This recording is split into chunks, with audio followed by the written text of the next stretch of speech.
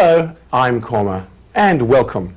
In this series, we're going to show you how to cook a wide variety of international vegetarian cuisine from over 30 countries. And in this edition, we're going to show you how to prepare a vegetarian smorgasbord, consisting of potato and pea croquettes, tomato relish, and asparagus and pine nut pizza. So, let's begin. As I mentioned, this edition we're preparing a vegetarian smorgasbord, a nice selection of savoury items and dipping sauces for when guests come around so they can help themselves. The first of our savoury items is this potato and pea croquette preparation, which is always very popular, and the best thing about it is it's very easy to put together. Mashed potatoes with peas and a selection of simple spices pan-fried in a little frying pan, and people can pick the little things up and dip them in a selection of sauces. So as far as the ingredients are concerned, we've got 2 medium-sized potatoes which have been peeled, cut into 1-inch cubes, and they're over here in this pot coming to the boil, and probably they'll be done very soon. We're going to mash them.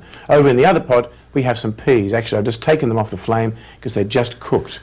There's 1 cup of fresh green peas. I've been potting them over here, fresh garden peas. And as far as the other ingredients are concerned, we've got a teaspoon of salt, a teaspoon of freshly cracked black peppercorns, a 1/4 teaspoon of yellow asafoetida powder. We've got a 1/4 cup of olive oil, a cup of fresh breadcrumbs, wholemeal breadcrumbs, and a 1/4 cup of freshly chopped coriander leaves. Now, I was very fortunate this morning at the markets to come upon some what I would consider perfect looking coriander. So for those of you who have not seen coriander before, take a look at these lovely leaves here. These are the leaves of the fresh coriander plant. When you get coriander seeds, pop them in the ground, you come up with a coriander plant. And of course those plants themselves then go to seed. You can take more seeds and plant more plants. But the plant itself, the green leaves are an excellent type of fresh herb. Actually, they're next to parsley, the most well-used herb in the world. So there's our perfect specimen of fresh coriander. Now I think the first thing we'll do is go over and check our potatoes. These have been on a little while. These are lovely Idaho baking potatoes, which I've found are wonderful for mashing purposes because they're so nice and mealy.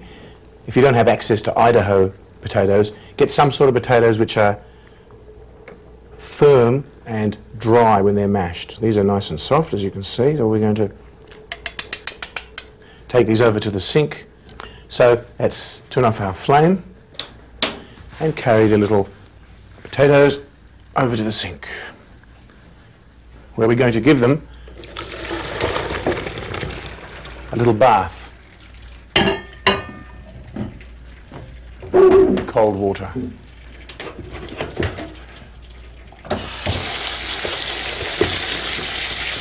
We're refreshing them.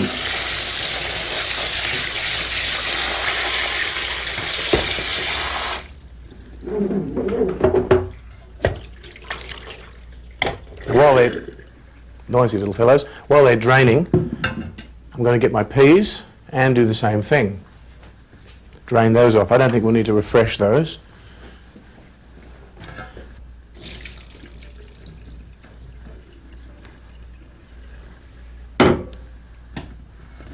Let's leave our peas over here and mash our potatoes in our big bowl.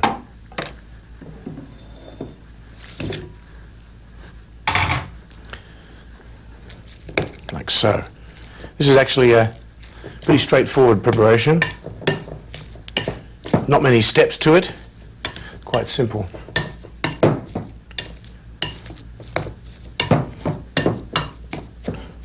Now when your potatoes are mashed, you need to fold in all your other ingredients. The breadcrumbs are good for binding the whole things together, the little patties, so they don't break up. And the fresh coriander and the asafoetida and the pepper and the salt provide the nice flavour. Okay, breadcrumbs in.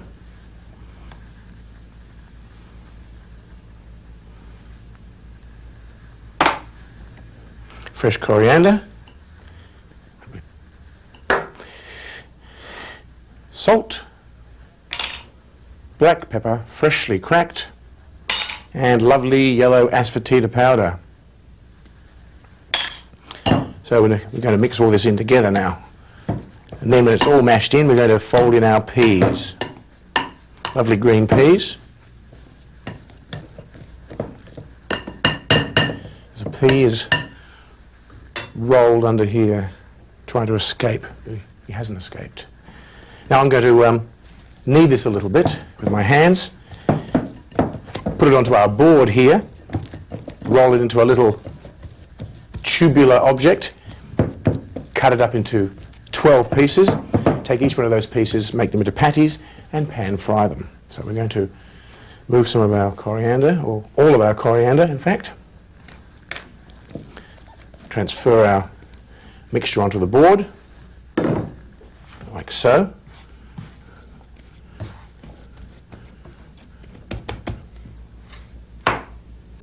There we go. 1, 2, 3, 4, 5, 6, 7, 8, 9, 10, 11, 12, just checking. All right, now we're going to pinch off one of those little sections and roll it into a lovely patty and prepare it for our pan frying. It's a very pleasant afternoon in the kitchen rolling patties, and in a couple of minutes I should be done, and then we're going to pan fry them. Here it is, patty number 12, completed. Okay, well the first thing we're going to do is turn on our pan here, a lovely non-stick pan, put half of my olive oil in my pan. I've got a lovely non-stick pan here, but we need a little bit of oil to make them a little bit crisp. So let's pop our patties here on the pan. 4, 5, 6. And let's very, very gently cook our patties until they're nice and golden brown on each side. You'll need to cook these for at least 2 or 3 minutes, even 4 minutes on each side until they're nice and crispy, crunchy, and then you can cook your second batch and they'll be done.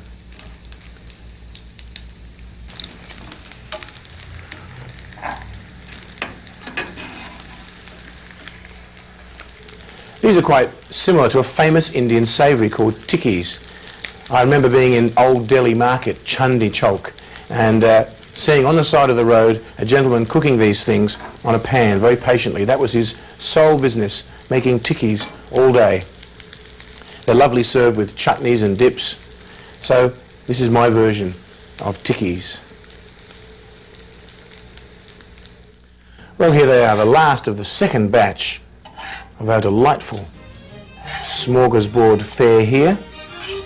A crispy golden batch of potato and pea croquettes, a perfect example of vegetarian finger food.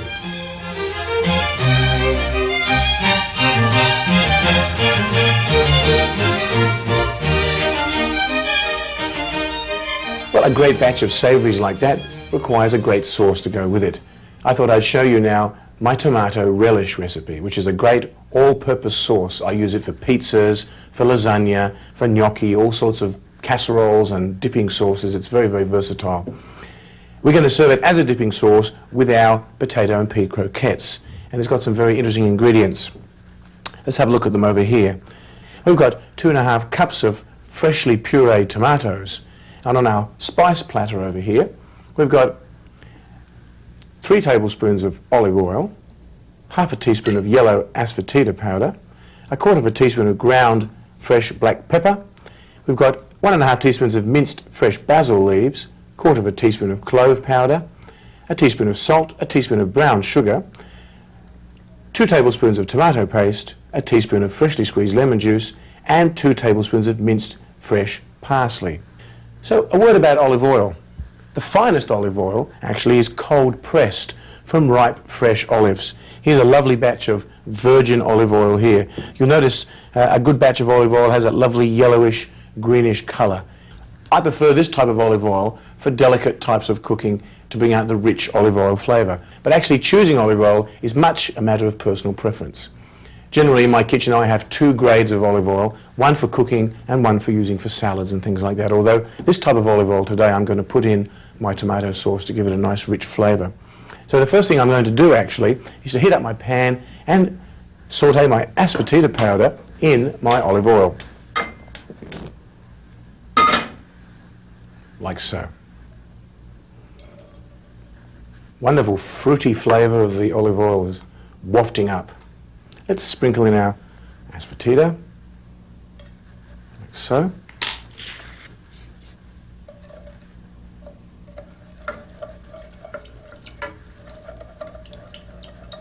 Those little lumps of asafoetida will melt away when they cook up in the tomato. Black pepper. And our tomato puree.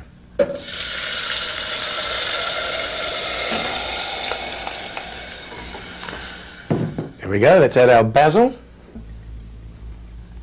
freshly chopped. A little bit of clove powder. And salt. And brown sugar. This is a very nice sauce in many ways. It's very well balanced. It has a nice sweet and sour flavour, just very subtly, from the tomatoes and the brown sugar and the lemon. It has a nice rich spicy flavour from the black pepper, the cloves and the asafoetida, and a wonderful herbal undertaste from the parsley and the basil. Like I said, it's a very nice all-round sauce. I use it for many, many things. So I'm going to cook our sauce down now for about 10 or 15 minutes. Then I'm going to add my parsley, lemon juice and some tomato paste. Well, our tomato sauce is looking wonderful here. It's been cooking for about 10 minutes. I'm going to add my parsley now. And I'll save the rest for garnish. I've got my lemon juice and my tomato paste.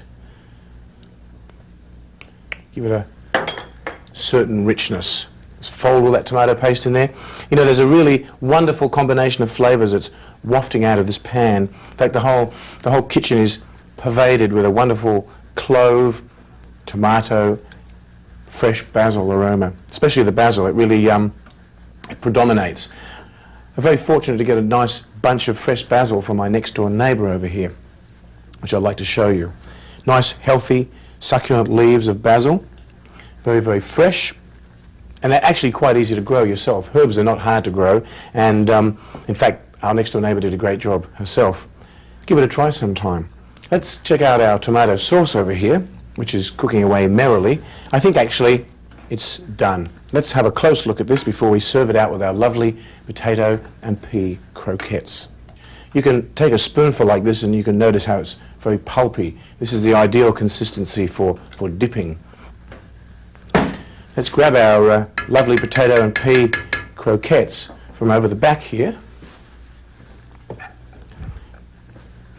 They're looking like they really need a sauce. And we've got one right coming up. A wonderful batch of tomato relish to be served with our potato and pea croquettes. Take a look at that.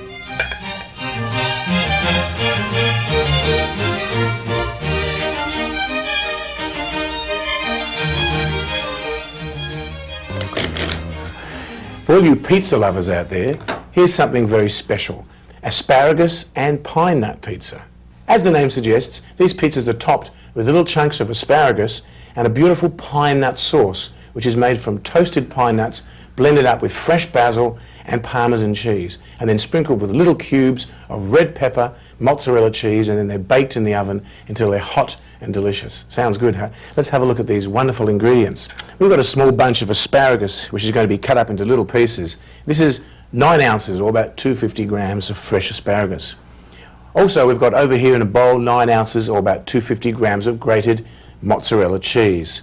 We've got 1 small red pepper, bell pepper, chopped into little pieces. We've got 4 small Middle Eastern breads, whole wheat or plain, or whatever your favourite is, or you can use 2 large ones if you prefer. And over here on our platter, we've got 2 tablespoons of olive oil. I've broken them up for 2 separate steps in the recipe. We've got a tablespoon of pine nuts. We've got 1 cup of basil leaves. These are packed when you measure them. Pack them in so you get plenty of basil.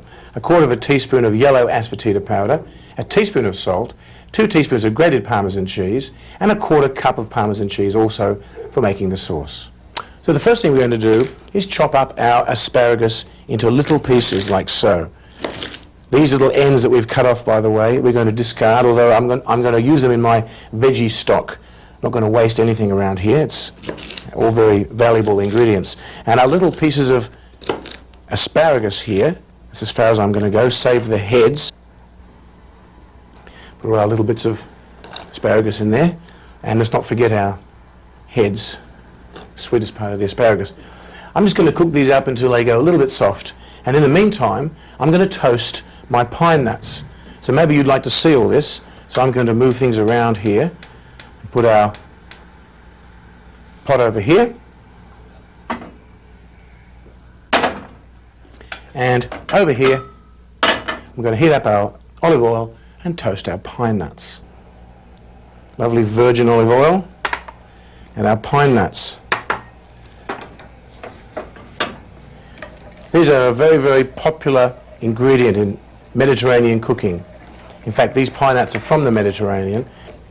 Okay, so that's it. Let's take this over to our food processor. Turn off the flame. And we're going to dump the whole thing, oil and all, inside the machine.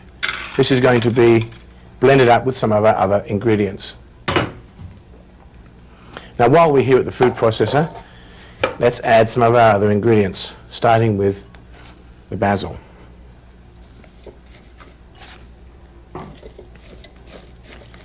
In goes the basil. We've also got the rest of our olive oil,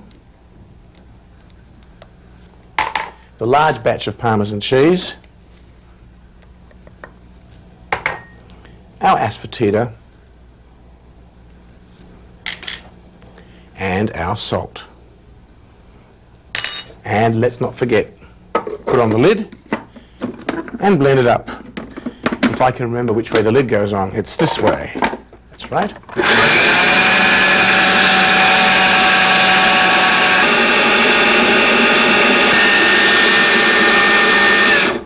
There it is, a perfect batch of sauce. I was going to mention, actually, this is a very famous sauce. This is called pesto, and it's a well-known ingredient in northern Italy, in a place called Genoa, where they make a very special type of pasta called pasta pesto. This is the very same sauce, except we're using it on top of pizza. And in our Italian show, a little later in this series, I'm going to show you how to make the famous pasta pesto. Now, at this point in time, before I take my pesto sauce out of the food processor, we're going to grab our asparagus before they're overdone and take them over to the sink to drain them. Lovely little asparagus pieces. We don't want to overcook them. See my notes here on the...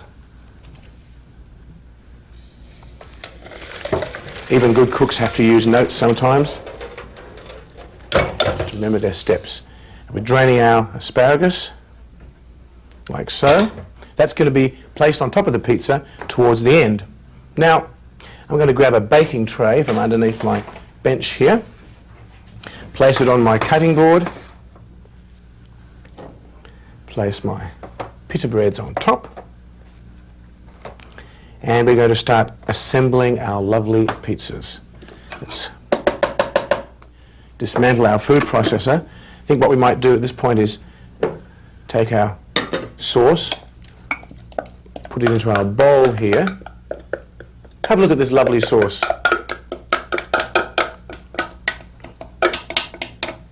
Isn't that lovely? Rich green colour and a wonderful aroma of fresh basil. Now let's assemble everything here. Let's grab my spatula and spoon on the sauce onto our pita breads. This one needs a little extra sauce, I think. Take a bit off here, and a bit off there, like so. Now we spread this all across our lovely pita breads until it's all nice and covered. Maybe just leave a little border around. You wouldn't believe the aroma here that's wafting up.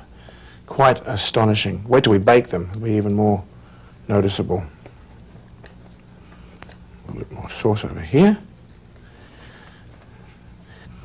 Now we're going to continue on, topping our pizza next with our asparagus pieces, like so, which have been drained. Let's take a few of each. Let's put a few on each.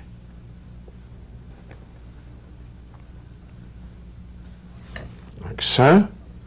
Nice and beautiful green colour of the asparagus there.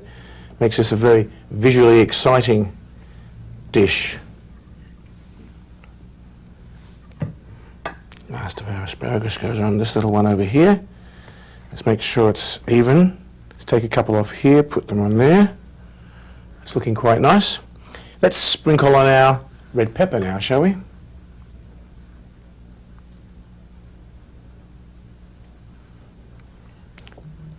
A few on here and a few on there. These are so attractive. Isn't this a beautiful colour combination here? The red and the green. Red peppers or bell peppers or capsicums, whatever you like to call them, were originally a native of South America. Now, of course, they're available everywhere. Let's put some cheese on now.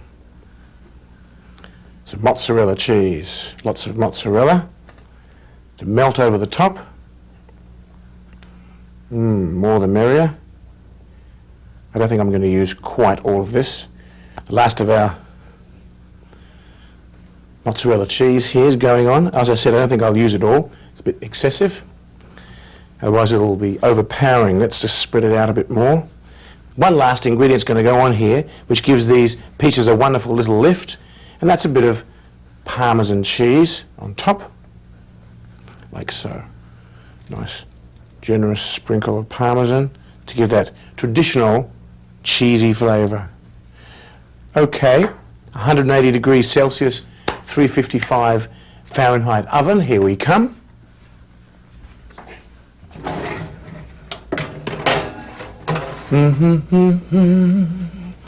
Okay, you pizzas. Wow, they're looking good. Hot bubbling mozzarella cheese on top. Look at those. What a beautiful batch of asparagus and pine nut pizzas.